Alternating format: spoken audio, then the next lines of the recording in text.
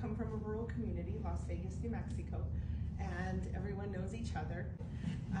I had started working very young. I'm telling you, like Dairy Queen grocery store, Little Caesars, El Rialto. I mean, I can't even remember all the places that I worked at.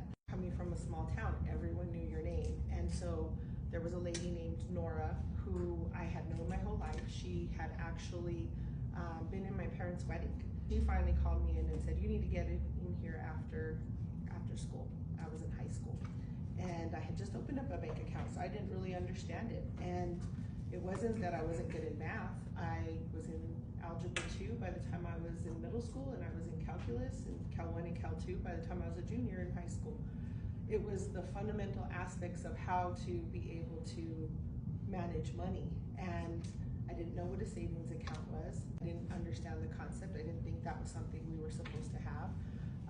And that it was too hard and too confusing because it was sort of a different type of language that I just wasn't familiar with, and neither was anyone in my circle. So Nora sat me down and she showed me how a ledger works and how to subtract it. It sounds really simple, but at the time I just didn't know. I mean, I was in high school. And so that woman taking the time to sit down with me during her work day to really show me what this was, it showed me a totally different impact of what a bank does and the amount of trust that you can have with your bank.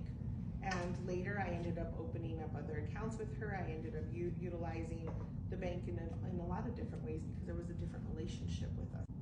I value small bank mentality. And I say mentality because I don't care how big you are or how small you are. It's the idea that everybody knows your name and everybody cares about you when you come into the bank.